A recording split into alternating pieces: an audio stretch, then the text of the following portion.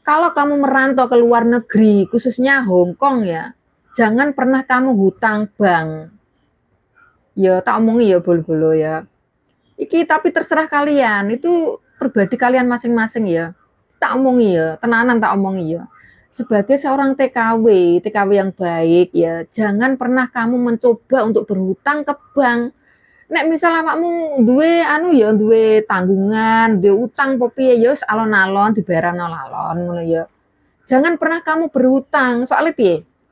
Nek hutang bank kuwi engko nggo alamate majikan. Engko nek ana apa-apa ya, misal ya, kita kan nggak pernah tahu ya hari apes itu nggak ada dalam kalender ya. Ujug-ujug bosmu gak gelem karo kowe.